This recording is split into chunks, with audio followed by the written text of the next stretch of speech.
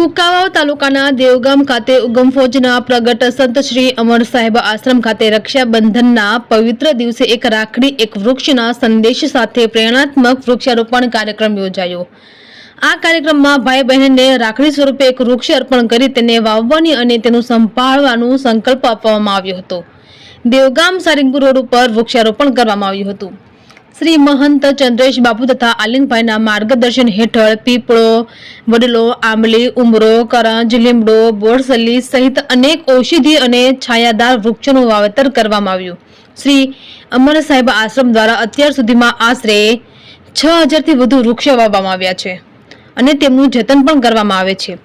આશ્રમ વર્ષોથી અનેક સેવાકીય કાર્યો કરી રહ્યું છે, જેમ કે શ્રી અમર જ્ઞાનધારા ભાગ 1 થી 5 ના 5000 પુસ્તકોનું નિઃશુલ્ક વિતરણ, ગાયોની સેવા, બીમાર ગાયોનો ઉપચાર, કબૂતરોને ચણ, કૂતરાઓને રોટલા, બાળકોને બટુક ભોજન, સ્ટેશનરીનું વિતરણ, સગર્ભા બહેનોને સુખડી તથા પૌષ્ટિક આહાર, જરૂરિયાતમંદોને અનાજ કીટ, આંખના કેમ્પ, પાણીના ઊંડા તળાવ અને બોર રિચાર્જ જેવા પ્રકલ્પો, અંધશ્રદ્ધા નિવારણ તથા લોક જાગૃતિ અભિયાન।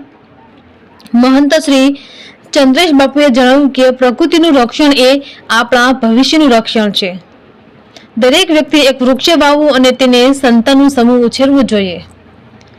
આ કાર્યક્રમમાં ઉપસ્થિત મહાનુભાવો જયરાજભાઈ ડી વાળા, દેવગામ પટેલ સમાજ પ્રમુખ લાલભાઈ પાનશેરિયા, પ્રકૃતિ foundation trustee Bharatbhai Vegad, crime branch અધિકારી ભગીરથભાઈ વાળા, ભાજપ મંત્રી સંજયભાઈ વાળા, અગ્રણી અજયભાઈ વાળા, પશુપ્રેમી ભરતભાઈ વાળા, ગેગાભાઈ આહિર, શિવધૂન મંડળના ગિરધનભાઈ ઘનશ્યામભાઈ, માધ્યમિક શાળાના શિક્ષકો, વિદ્યાર્થીઓ તથા પત્રકાર હાજર રહ્યા હતા।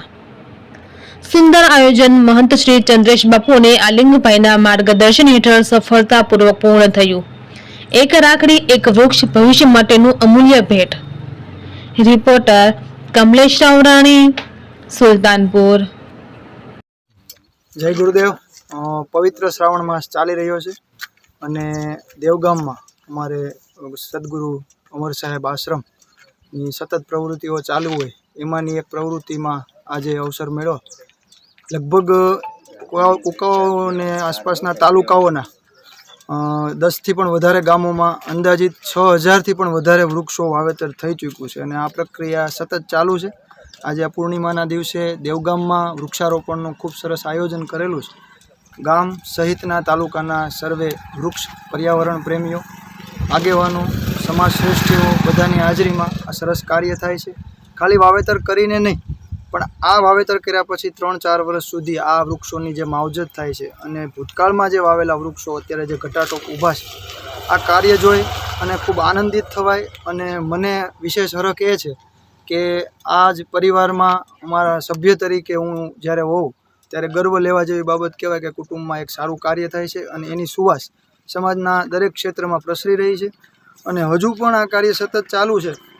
આસપાસમાંથી જે વૃક્ષ પ્રેમીઓ, પર્યાવરણ પ્રેમીઓ, સમાજ શ્રેષ્ઠીઓ જે જોડાય છે એમની સાથે સાથે આ કાર્ય થઈ રહ્યું છે। સદગુરુ શ્રી અમર સાહેબના નામથી જ્યારે કાર્ય થતું હોય ચોક્કસપણે સફળતા મળે અને ભવિષ્યમાં વૃક્ષારોપણનું અને પર્યાવરણના જતનનું આ કાર્ય સતત આગળ વધતું રહે એવી સૌને અભિનંદન અને અભિલાષા સાથે હું ફરીથી ધન્યવાદ પાઠવું છું।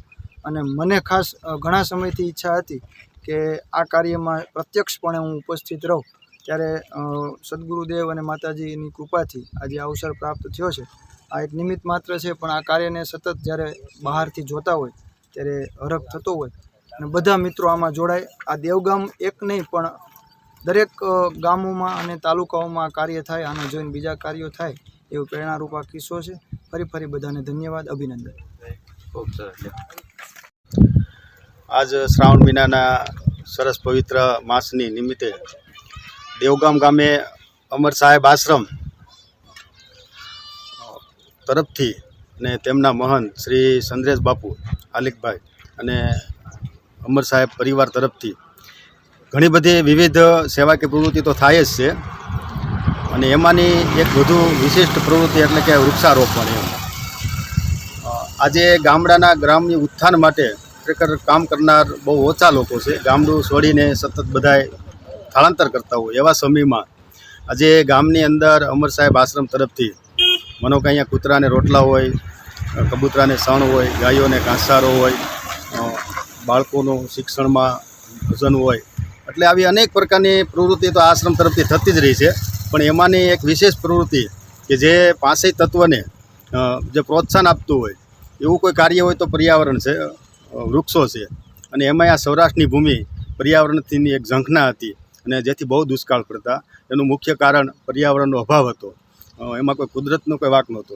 તો આજે એ જે વ્યવસ્થા ઊભી કરવાની હતી એ આજે એક સંતના સાનિધ્યમાં અને એક અમર સાહેબના પરિવાર તરફથી, એમાં સંદ્રેશ બાપુ તરફથી ખૂબ સરસ દર વર્ષે અત્યાર લગીમાં 6-7 હજાર વૃક્ષો એણે વાવ્યા છે.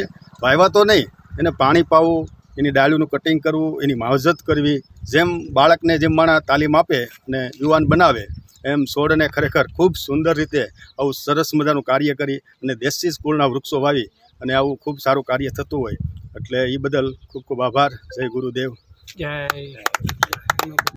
જય ગુરુદેવ. અમર સાહેબ આશ્રમ દ્વારા ઘણી બધી પ્રવૃત્તિ ચાલે છે, તેમાં ખાસ કરીને ચોમાસું છે અને પવિત્ર શ્રાવણ માસ મહિનો ચાલે છે. અમર સાહેબ આશ્રમ તરફથી અમે 5 થી 6 હજાર વૃક્ષો વાવી દીધા છે. એમાં 10 થી 12 ગામમાં વાવેલા છે.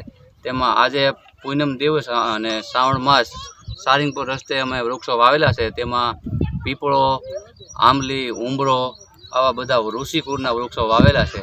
અને વૃક્ષોનું છે ને ઘણા બધા ફાયદા છે. કૃષ્ણ ભગવાને કીધું છે કે પીપળામાં પણ હું છું, અને પ્રકૃતિ છે ને એનું ઈશ્વરનું રૂપ છે. એટલે અમારી આશ્રમ તરફથી લોકોને એક એવી પ્રેરણા છે કે કમસે કમ એક વૃક્ષ વાવવું જોઈએ. અને આપણે 21,600 શ્વાસા 24 કલાકના લઈએ છીએ, તો એ માત્ર આપણે વૃક્ષ જ આપે છે. કોરોના કાળમાં પણ આપણે એનો ખ્યાલ આવ્યો છે ઓક્સિજનની શું મહત્ત્વ છે. લાકડું ખાલી શ્વાસમાં નહીં પણ નાનું બાળક હોય એને ઘોડિયામાં પણ કામ આવે છે. જ્યારે માણસ અગ્નિ સંસ્કાર કરવો પડે ને ત્યારે કમસે કમ એના 10 મણ પણ લાકડા જોઈએ છે. એટલે વૃક્ષના ઘણા બધા ફાયદા છે. અમે અમર સાહેબ આશ્રમ તરફથી લોકોને એવી પ્રેરણા કરી છે કે વૃક્ષ વાવો. જય ગુરુદેવ. અમરેલી જિલ્લા કુંકાવાવ તાલુકાનું દેવગામ ગામ અમર સાહેબ આશ્રમ તરફથી અમારે વૃક્ષારોપણનું કાર્યક્રમમાં એક તો આંબલી, પીપળો, વડલો અને જે ઉમરો આ બધા ઝાડ આજના તરફથી પૂનમના તહેવાર, શ્રાવણ મહિનાના પૂનમના તહેવાર નિમિત્તે અમર સાહેબ આશ્રમ તરફથી અમારા આલિકભાઈ, સંદ્રેશભાઈ, અમારા પરિવાર તરફથી વૃક્ષારોપણનું કાર્યક્રમ કરેલું છે. અને બાપુની આ સાથે સાથે 34મી નિવારણ તિથિ નિમિત્તે આ બધું સારીમપુરના રોડે અને દેવગામ માયાપદના રોડે આ બધા વૃક્ષોનું જતન કરતા એમાંનો ઉનાળો, શિયાળો, ચોમાસું ત્રણેય ઋતુમાં અમારે બધા આલિકભાઈ તથા અમારા પરિવાર તરફથી એમ માનો કે 6000થી આસપાસના વૃક્ષારોપણનું કાર્યક્રમ કરેલું છે. અને અમર સાહેબ આવીને આવી પ્રેરણાદાયક અમારા બધા પરિવાર ઉપર ભાવ રાખે એવી અમારા બધાને જય ગુરુદેવ.